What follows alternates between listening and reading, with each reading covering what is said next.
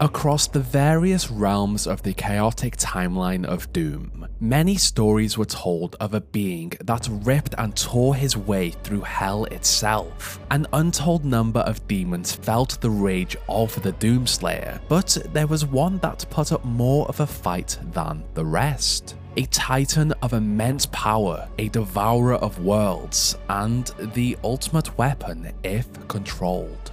Throughout the series, this creature went by many names: the Dark One, the Final Boss, and the Champion of Champions, to name a few. But just how much power did it wield? How was it created? And how was it used by the other entities to fulfill their goals?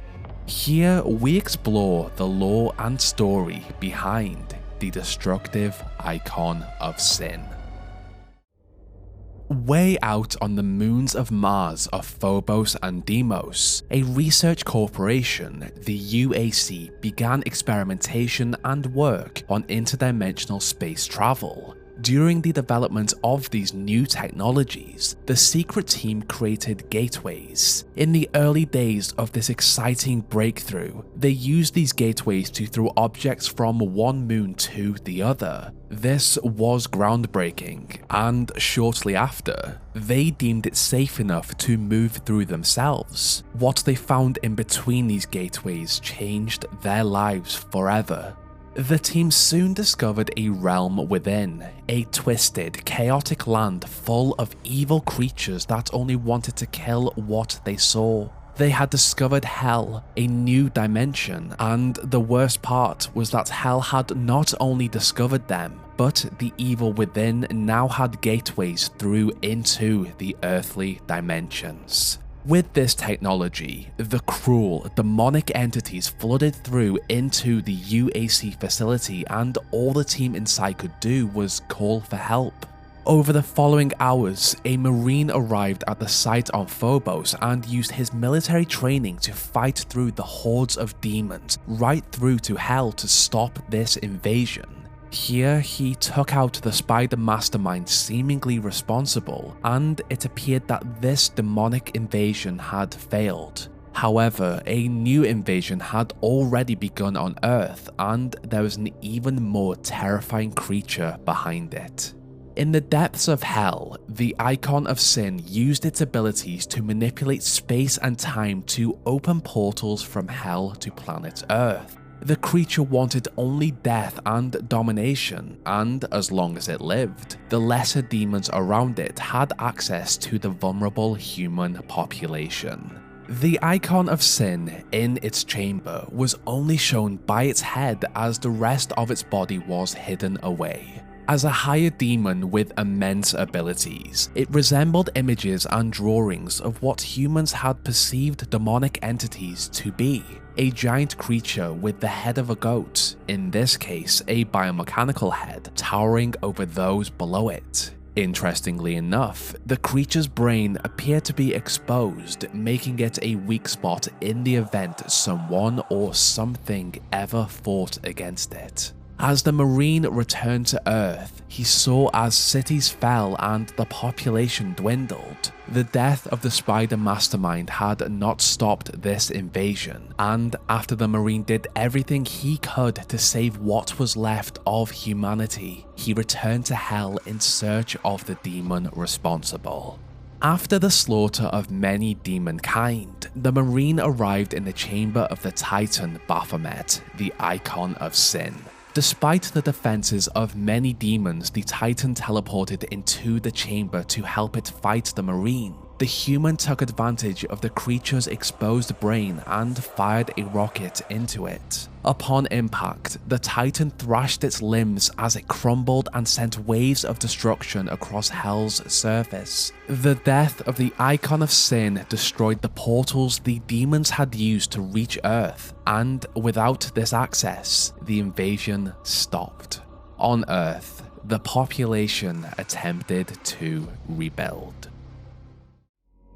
Sometime later, the UAC continued with their experimentation with these gateways despite the chaos this had caused in the past. This time, they formed a base on one of the moons of Jupiter, much further away from Earth in the event a similar disaster occurred. Once again, the forces of evil discovered the gateways and made their way through. Over the following hours, a marine stationed here fought against the waves of demonic entities, and he first destroyed the icon of sin that went by the name of the Demon Spitter, and later encountered another called the Gatekeeper. Both icons of sin acted and appeared the same as the original. Upon their deaths, the hellish invasion stopped, and humanity no longer had to worry about the awful nature of Hell's creatures. Way out on Earth's moon, likely well before the events of Doom, 2 Marines and a scientist, Stan Blaskovich, Kira Morgan, and Riley O'Connor fought their way through yet another hell-infested Union Aerospace Corporation base. On their path, they were mocked by computer terminals as they interacted with them. It was apparent that this demon invasion not only took place in the physical world, but also the virtual. As they progressed, they learned of the Vios, the virtual icon of sin. Just like its previous iterations, although digital, the creature held immense power and was able to rip tears in space to create portals for demons to flood through. Before the population of the base could take it down, they had to fight it in a virtual space, and then eventually, they destroyed its physical form. Upon its defeat, it turned to rubble and dust, and just like many other wars, this one was over. That would be until the UAC wanted to experiment with their gateway technology in the future. Across space and time, and some believe even into a new timeline, there was another species that would soon discover the denizens of hell. Or should I say, the denizens of hell would soon discover them. The Argenta of Argent were a strong species with many cities, great technologies, and culture. They had once worshipped the elemental wraith whose wraith call had brought back life to a dead planet and given the Argenta the tools to thrive and fight off the aggressive beasts of the land. For many years, the Argenta grew, cultivated the land, and expanded their control of Argent. Worship of the Wraith was at an all-time high, and an army formed of the strongest of the Argenta, the Knight Sentinel. This army used the essence of the Wraith to aid them in battle to not only defend against the evils of Argent, but it also protected the Wraith if needed. It appeared that the Argenta could survive on their own, and so the Elemental Wraith went to sleep. Regardless of the preparation the Elemental Wraith had put in place for this civilization, the Argenta felt abandoned and struggled against bandit attacks and natural disasters. Then, the Maker species arrived from the skies. The angelic Maker were almost godlike beings. They came from Urdak, a place otherworlds called Heaven, and aided the Father, who otherworlds called God. The Maker offered the Argenta a place in this heavenly realm upon their deaths of their physical form, and new technologies to thrive and advance as a civilization in return for their worship.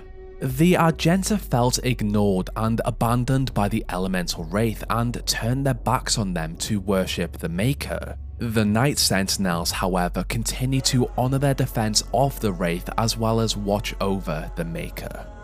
Following this important moment in Argenta history, Argent boomed and prospered as new technologies revolutionized not only their planet, but it also allowed them to expand out into the universe. On various planets, they created settlements and spread the word of the Maker. For years, Argent prospered under the worship of the Maker. Technology advanced, and the Knight Sentinel defended against any that sought harm. That was until a human was discovered outside of the walls of Sentinel Prime during the reign of King Novik. This human was near death. He mumbled of impending doom and the forces of darkness. This marine had survived Phobos and hell on Earth only to travel across space, time and dimensions. He had destroyed the icon of sin once, and history was about to repeat itself. After the Maker and the Argenta learned to understand the marine's language, they tested his resolve in battle. He was naturally talented enough to join the Night Sentinels under the watch of Commander Valen. The Marine's warning of blood, guts, and doom soon arrived as the demons of hell discovered Argent. This was the start of the Unholy Wars. Waves of demons flooded the land as the Night Sentinels got to work in defending the population. Commander Valen was brave, courageous, and generally great at his job. He had trained these to the best of his ability. One of them was even his son, but they soon found that although they could cut down many of these abominations with ease, there was always another one behind it. They were relentless and appeared not to slow down.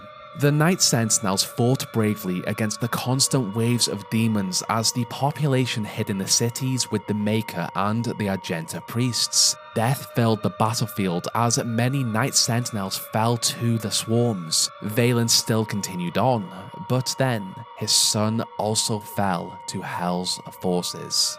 Valen's once strong control over the Night Sentinels fell as he fought with the grief of the loss of his son. He lost his edge and was haunted by visions of his son being tortured. These were not mere visions. The souls of those lost on the battlefield were sent to hell and tortured to generate hell essence, the natural, evil energy that powered Hell's armies. Unknown to the population of Argent, during this long war, the leader of the Maker, the Khan Maker, and the Argenta priests had formed a pact with a Lord of Hell. They both used the souls of the fallen to generate energy in factories. The Maker even combined this Hell essence with Wraith essence to create Argent energy, a powerful energy source that the Khan Maker needed to keep her species alive. The sacrifice of the Argenta was worth it in her eyes. Valen's son was just one of these souls. During another fight within the twisted landscapes of Hell, the Night Sentinels discovered one of the Maker factories that tortured and harvested souls. They saw the Maker design and realized what was actually happening. Upon their arrival back in Argent, they told the masses of what they had discovered, but this news was not believed by all. It split the population and a civil war began, so the Night Sentinels came up with a plan to stop the Maker. The first part of this plan was to wake the sleeping Wraith to get their help, and the second part was to re-enter Hell and destroy the soul spires that gave the Maker access to the Argent energy. To ensure their success in the corruption of Argent, one of the Argentan priests, Daig Grav, gave Commander Valen an offer he could not refuse. He confirmed that the visions of his son were real. He was in constant torture and pain, but he could stop this. He could not only ease the boy from eternal torment, but he could also resurrect him. All Valen had to do was betray the Night Sentinel and give the priests the keys to the Sepulchre of Elements, the sacred grounds of the sleeping elemental Wraith. Valen agreed to these terms in the hopes his son would be returned to him. This act doomed Argent to the will of the Argenta Hell priests and the Maker. The Wraiths later were taken, chained, and their essence was extracted in order to power the Unholy War. The boy had merely been a pawn for the Maker to get what they wanted. The Night Sentinel were completely unaware of this betrayal and entered Hell to destroy the Soul Spires. Upon their arrival, they found that the portal they had entered, controlled by the Argenta priests, had scattered them miles away from each other across the twisted landscapes of Hell. Valen also joined them, ashamed by his actions. Over the following hours, these Night Sentinels were swarmed and fell one by one. That was until only the Marine turned Doomslayer and Commander Valen, now known as the Betrayer, stood strong. For many untold years, they stayed in Hell. Despite the Hell Priest's desperate conquest for power, Grav held his promise to the Betrayer, just not in the way anyone would have expected. Throughout the universe and dimensions, there are higher gods and demons that appear to continue to live even after their physical forms have moved on. The Father, Davoth, and the Spider Mastermind are just 3 of these. It is also believed that the majestic Titan, the Icon of Sin, is also one of these higher tier demon lords. It went by many names and just waited to be resurrected. Its original form lay in Hell, and the Hell Priests and the Lords of Hell had a plan to bring it back. The Icon of Sin was resurrected and newly born from the heart of the Betrayer's son. It was given flesh by Hell's unholy design, forged from the essence of mortal suffering. This process had turned the fallen Night Sentinel into something new, but his soul was transmogrified and entombed within the still beating heart of the Icon of Sin. Commander Valen's son lived again, but now as the Icon, a titan of immense power and inhumane existence. Some believe the Icon of Sin rose and helped in the destruction of Argent under the control of the Maker and Hell Priests, but no documentation completely supports this very likely suggestion. The once grand society of Argent fell slowly to the demonic invasion as chunks of the planet were absorbed into Hell itself. The Night Sentinels had failed, and thus the demonic armies won the Unholy Wars. For many years, the Khanmaker relied on the Well, an energy source to generate Argent energy to sustain the lives of her species. However, the Doomslayer returned and unintentionally got in the way of her plans. The Slayer had been rescued from Hell by a human organization, the Union Aerospace Corporation, operating on Mars. History had repeated itself in this timeline, and the team here had discovered Hell and the demonic entities within. The Slayer fought through the UAC facility and shut down the Well in Hell in order to stop this invasion. This angered the Khanmaker. In retaliation, and in order to acquire new souls to generate Hell Essence, she ordered for the invasion of planet Earth. Despite a strong demonic invasion, the Khanmaker soon learned that the Doomslayer's rage was an extremely strong force. She had chosen the wrong planet to invade, and slowly heard word of the deaths of her Hell Priests at his hands. Without these priests, the invasion halted, and she decided to use the best weapon in her arsenal to take out Earth entirely before the Slayer could stop her.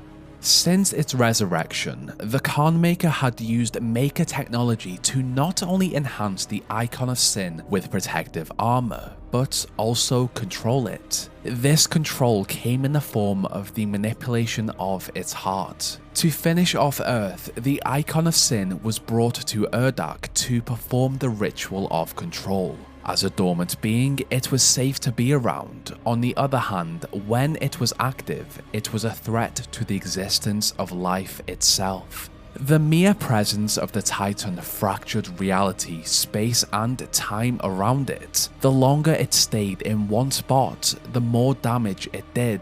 It was a devourer of worlds, a being capable of generating a black hole that could drag entire planets and dimensions into the twisted realm of Hell. Of course, the Khanmaker did not worry about this. She controlled its heart, and with it, the creature was a valuable weapon.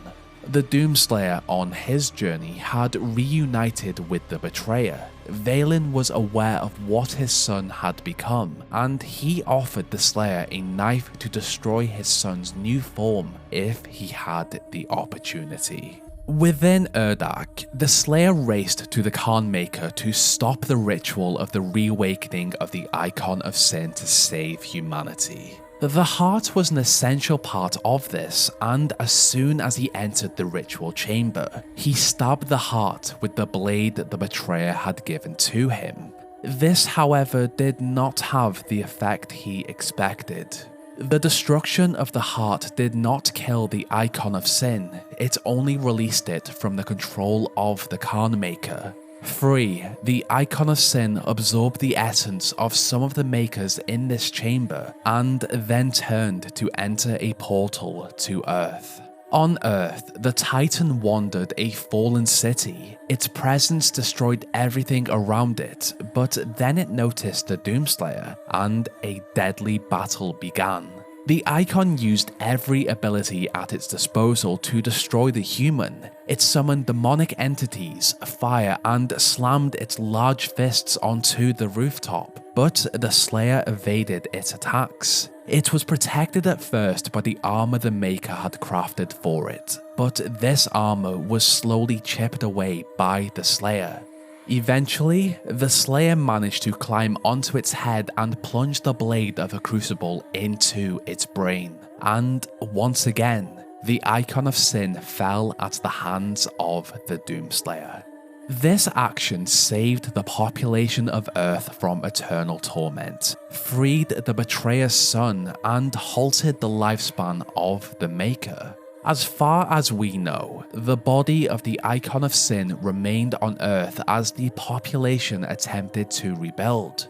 For now, this is where the story of the Icon of Sin ends. A titan of immense power taken down by a human marine.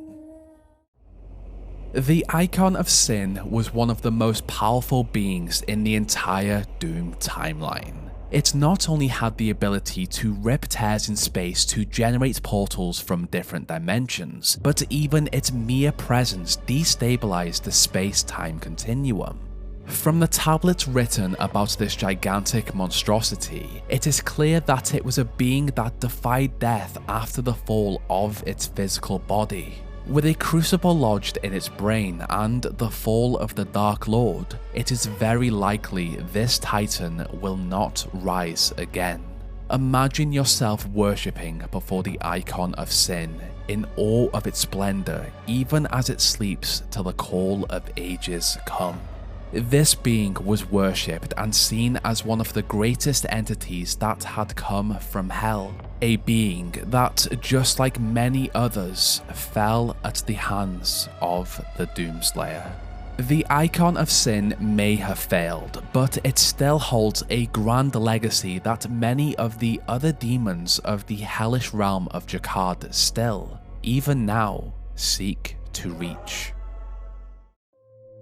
Doom has become one of my favourite series to cover on the channel. Behind the blood and gore, there is a large complex story that, when looked into, adds a whole new perspective to the series. The Icon of Sin is a fan favourite, and I completely understand why. Not only is each battle with it interesting, but the Easter eggs that have followed it through the series have been pretty great to see. Now, I cannot make an Icon of Sin video without at least mentioning the John Romero Easter egg. John Romero was a developer on Doom 2, and during the design and creation of the final level, Icon of Sin, the team thought it would be funny to place him in the game. They also kind of gave the player a hint to search for him. When the player enters the final battle area, a voice can be heard speaking gibberish.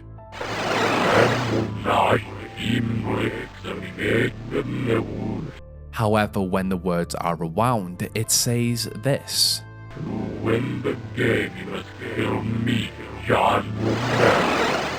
This is pretty much true. If you no-clip through the wall below the Icon of Sin, there John Romero is, and the best part about this is that this head on a pole acts as the hitbox for the icon. John Romero basically is the final boss of Doom 2. I always feel odd in these videos about mentioning games that may not be deemed as canon.